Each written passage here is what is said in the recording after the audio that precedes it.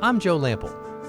When I created Growing a Greener World, I had one goal: to tell stories of everyday people, innovators, entrepreneurs, forward-thinking leaders who are all, in ways both big and small, dedicated to organic gardening and farming, lightening our footprint, conserving vital resources, protecting natural habitats, making a tangible difference for us all.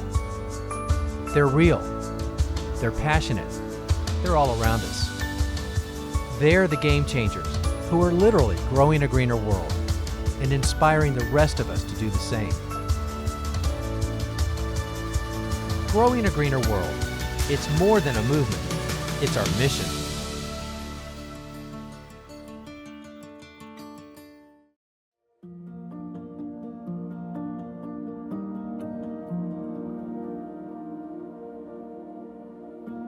I've met literally thousands of gardeners from all over the world. We grow different things, we grow in different ways, we grow in different places, and we grow for different reasons. But there's one common thread that connects all gardeners.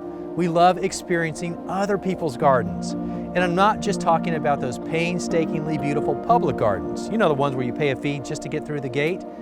We actually get more viewer requests to go behind the scenes to the private gardens of everyday gardeners. And take it from me, that's where the real learning and the best inspiration usually takes place.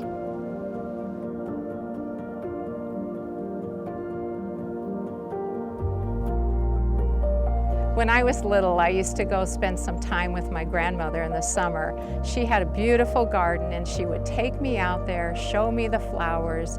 We'd pick blackberries together and she'd just show me how you grow a garden, and that really got me started. My mom loved to garden as well, and so we would garden together.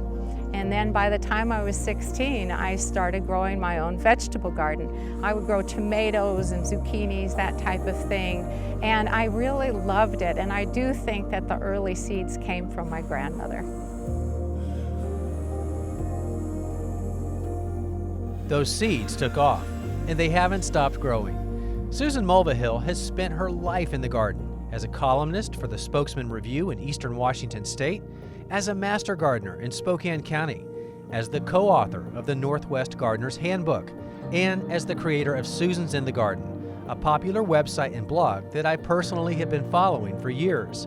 Susan's passion is gardening and inspiring that same passion in others. And believe me, you don't have to be around her long to realize that passion is contagious.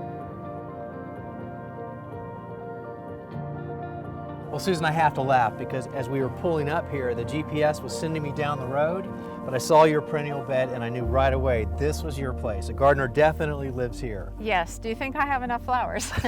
I don't know that you can ever have enough flowers, but you have done a great job here. This is definitely a showstopper. So talk to me about what you have here.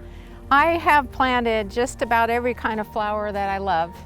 There are so many pollinators right here on these flowers. It's incredible. Is this year round, or you cut it back, and what do you do with it in the wintertime? It dies out in the fall, and we cut it down and just have a bare patch here.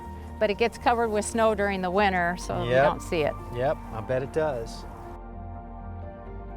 One of the first things you learn when talking to Susan is that she definitely follows the golden rule of gardening. It's better to work with Mother Nature than against her, and that means knowing your climate. So we get about 16 inches of rain in the springtime, and it's a semi-arid climate, so it's really quite dry. That's because the Cascade Mountains in the middle of Washington State rob us of all of our moisture. Then we get a hot summer, hot, dry summer. In the fall, we have beautiful fall colors, and in the winter, we get about 46 inches of snow, sometimes more than that. Our season is roughly from the middle of May to the middle of September, sometimes a little later, so it's quite a short growing season. Because we live in a dry climate, we really have to conserve our water. We're on a well, and it's a limited amount of water that we get from it, so we have to be really smart about the way we water. I use a lot of mulch on the beds around my plants, especially in the vegetable garden, and we use a drip irrigation system that we run just in the morning, and that really cuts down on the amount of evaporation, plus it puts the water right at the roots where it needs to be. Now, when many people hear terms like water conservation and drip irrigation, they start thinking in restrictive terms, what you can't do or can't have. But that doesn't have to be the case. You simply have to be smart about how you use water in your landscape. If you are, even things like a water feature are fair game in the garden. This is a place that is near and dear to my heart. Wow. I've wanted a water garden for a long time, so many years ago we dug a big hole. We don't have any rocks in our soil. And we put in this pond. It's filled with water lilies, koi carp, a few goldfish. Lots of insects and pollinators. Look at those. Yeah, they really are drawn to that water. I love how natural this looks too. This is amazing. Thank you. That was one of our goals. We had to go out and find a lot of rocks to put around the edge. Like to have a little bit of a natural waterfall. But what I love is all the honeybees and other pollinators that are taking advantage of the access to all this water. It's amazing. Right. They really need the water in order to survive, and this is one of their best sources for it. Yeah, you gave them a good one for sure.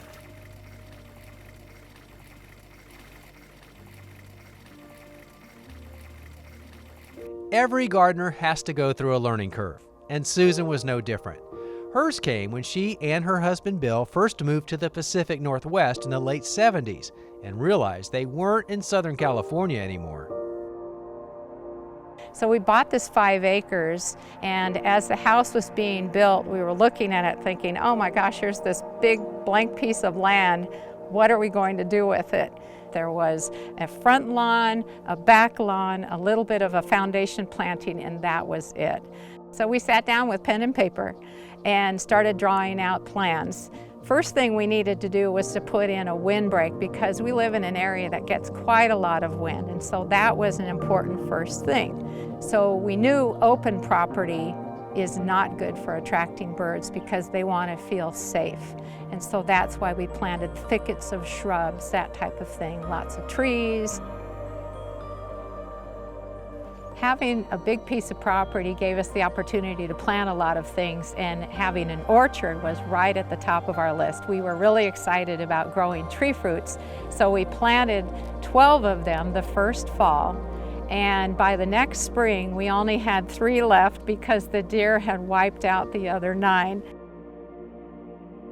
The hardest part about gardening in Spokane is that we have an awful lot of critters to deal with, whether it's deer, moose, porcupines, turkeys, squirrels, you name it, we get it, and it makes gardening very challenging. We didn't ever have to deal with deer down in California, and so we didn't know that was a problem. So we did a good job of planting everything that's their favorite food. That was a learning curve. So we had to start over, which was really frustrating since trees take a long time to mature. But we did it, and we still have an orchard.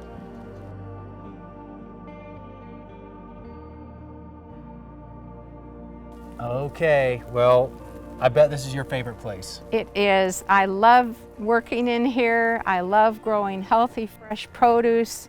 And it's where I really spend the majority of my gardening time.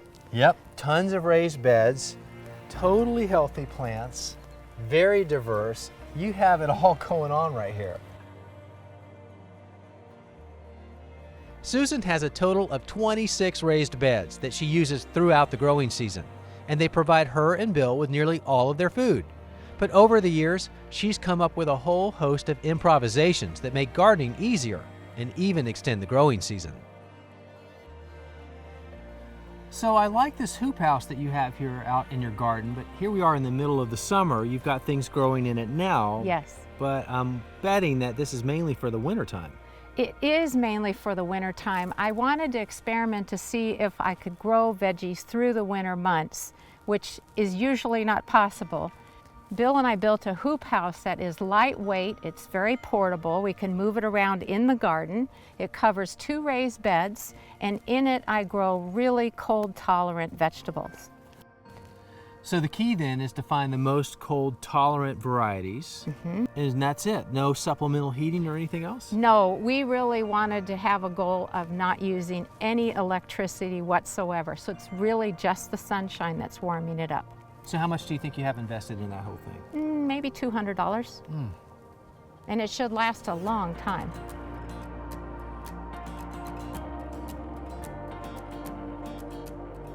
Okay, now this is totally getting my attention right here. Those are clearly pole beans. Yes. But I love that you got them growing up and over this arbor because, you know, the classic approach, of course, as you know, is the teepee. Right, and I grew them that way for years, and I'd stand out in the heat and I'd have to be looking through the vines trying to find out where the beans were. So one year I had a light bulb moment. I thought, why couldn't I grow something up and over a pathway? And then maybe, just maybe, the beans would hang down on the inside. So we tried it the next year, and lo and behold, they do hang down on the inside. So I bet you'll never go back to the classic teepee again. Never. Right. Well, I love this idea. Susan, in the short time I've been walking through your garden, I cannot help but notice all the beneficial insects and pollinators flying everywhere. And I know that's not by accident, so talk to me about some of the things that you have specifically done to make that happen. Right. It was actually for selfish reasons. We wanted to have as high a production in the vegetable garden and the orchard as possible. So we knew we wanted to attract in all different types of pollinators. That meant we planted flowering shrubs, perennials, all different kinds of blooming plants to attract different types of pollinators. So diversity is key to get a diverse range of beneficials. Absolutely. You don't want a monoculture. Right. Now, one of the things that you've done, which I find totally amazing, is the insect hotel. So tell me about that. What was the inspiration and how did you build yours? When we were in Switzerland, we saw an insect hotel in the middle of a botanical garden, and we thought that is the coolest thing. And then we saw more examples of it on our travels, and so we decided we absolutely had to add one to our garden. And I bet you could not wait to leave your fancy European vacation to come home and build your own, right? Just about.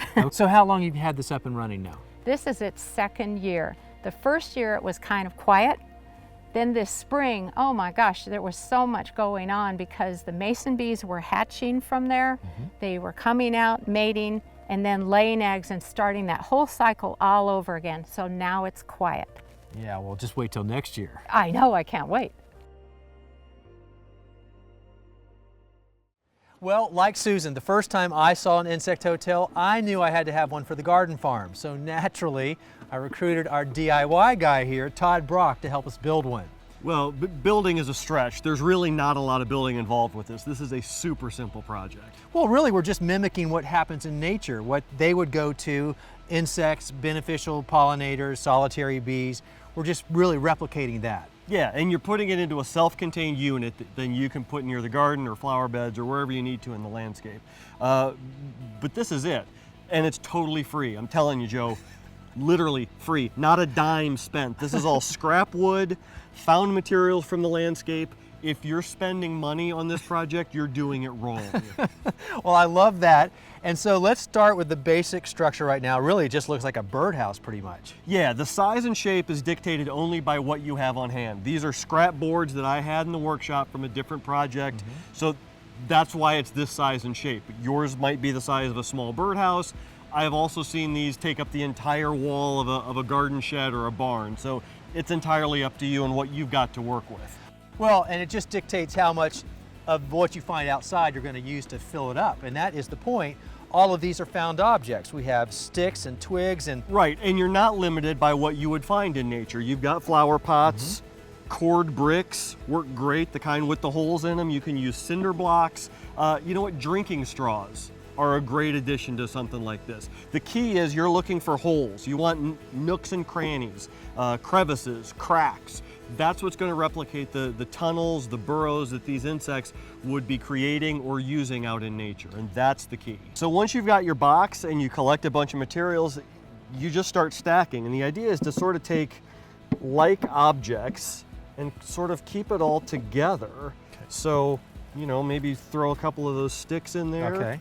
Yeah, so you keep the like items together, and then you just use more scrap wood to create these little compartments. And the compartments is sort of the thing that makes this an insect hotel, as opposed to just a box full of yard waste. Once you start to see this artsy and geometric pattern happening, you're on the right track. Now it's an insect hotel. I like how it looks already, and we're just getting started here.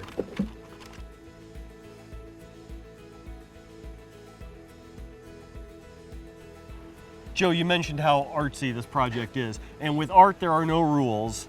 With insect hotels, there are 2 rules, as you found out from Susan. Right, you got to have the roof. Yeah, that's super important. That creates a little bit of shelter, and then, again, that's just what insects would do in nature. They use overhangs. They get in under things. I mean, they're not just out there out in the open. So this is a little bit of shelter for them, which they would look for on their own.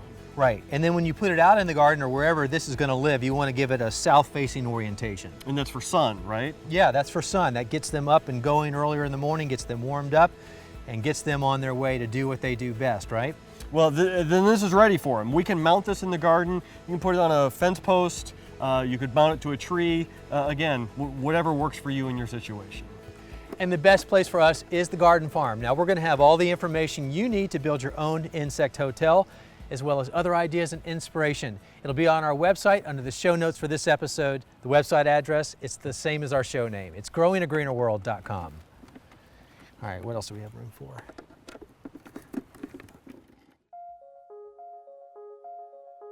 Just as in any great garden, it's easy to lose track of time in Susan's garden. From the big ticket items to the little things, there are no unimportant details. It all comes together in its own ecosystem, everything playing off of everything else, and it all just works. It's all fascinating, and it all teaches you something if you just take the time to notice. And that's a big part of why Susan and her website have become such a wonderful resource for gardeners everywhere. So as you went about creating your garden and putting in the plants, the various plants, you know, I've already commented on the fact that you've done a great job with your layering, and I know that's also beneficial to the choices that the birds make for where they put their habitats and the food they eat. Right, so a lot of the low shrubs provided a thicket, so if a hawk came through or something they were trying to get away from, they had somewhere to go into and hide from. Then the taller plants tend to have berries, and so the birds are coming up into the trees, or maybe they're a sentry bird and they're keeping an eye out for predators, and so they're maybe up at the top of a tree. So Right. the layering was important. Well, and then you have, you know, the hawthorns and the other things that put on berries during the wintertime when nothing else is out there. But in your case, you do have other things out there. A lot of gardeners, for example, with the perennials, they want to clean up and tidy up their garden in the fall. Yes. But you, by design, it's not because you're lazy, because I know that's not the case, but you like to leave those seed heads in place. Right, it is so important to do that because the seeds in those seed heads are an important nutrition source during the winter for many different types of birds. So when I'm cleaning up my yard, I'm leaving all sorts of seed heads from things like bee balm, black-eyed Susans, and coneflowers because I want to make sure they have that food source. I don't want to take away that food. Yeah, so that's critically important. And in fact, in the wintertime, a lot of people provide supplemental feeding, but if a bird had their way, they would want to just try to forage naturally, right? Right. There are some things that we provide that would be hard for them to find, but they also like the natural food, obviously. And you are a big birder, so in addition to providing their habitats for them, you're also capturing a lot of their action and your camera shots, and then those videos that you post all the time, which I love, by the way. So a lot of people want to be better photographers with nature, and especially with the birds in their gardens, and you do a great job of that. What are some of the tips that you can share for that? Well, the first thing I want people to realize is that I don't have a big, fancy, expensive camera. I have a very simple but nice quality point and shoot camera that has awesome zoom, and that's allowed me to get some pictures of birds that are far off. In my office, I keep the window screens off my windows year-round because I want to be able to open the window and capture pictures, usually hanging out the window, seeing what I can get And usually they're not aware of me, which is nice. You don't want to take pictures through a glass pane because that distorts the image. And that's the same camera that you're also using for your videos, right? Yes, and you know, I love getting still images because it shows the beauty of the birds, maybe in a tree or next to a flower or something. But when I got the video, it opened up a whole new world to me because I was able to capture a behavior that they were doing, and then I could share it with people on the internet, and it's been so popular by so many people. Well, it tells so much more of the story, too. Mm-hmm.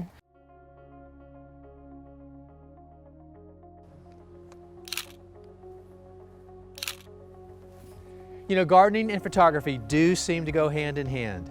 I've been taking pictures for a very long time, started with a basic point and shoot simply to document what I planted where, pictures of the plant tags, that's always important, and then progress of the plants through the season and any problems that developed. But you know, the more you use your camera in the garden, the more you realize there are so many opportunities. And it's just like gardening, the more you do it and the more you experiment, the better you get. And the fact is, you don't need a fancy camera like this, but many of us end up here.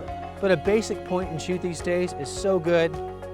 And who does not have the camera on their bodies at all times these days, right? Pay careful attention to lighting. Early mornings and late evening often provide the nicest natural lighting for photographs. Lucky for you, those are also excellent times to be out in the garden anyway, out of the harsh heat and oppressive sun. Sometimes you're trying to shoot a wide shot of a huge area. But as a general rule, don't be afraid to move closer to your subject. Extreme close-ups of flowers, insects, fruits, and leaves can make for fascinating photos. Even if you don't capture the entire image, sometimes a partial image that leaves something to the imagination is most interesting. Understand that just like planting handfuls of seeds, not all of your photos are going to be keepers. For every nice shot that I end up with, I probably take at least 20 shots trying to get it. This is certainly an easier and cheaper concept to warm up to, now that most people shoot digitally instead of on film that has to be developed at a cost. Go through your photos regularly. Weed out what you don't like, but take the time to edit, print out, and maybe even frame or hang the good ones. Your own garden photos make for really personalized gifts or cool conversation art pieces that no one else has. It'll inspire you to shoot more and garden more too.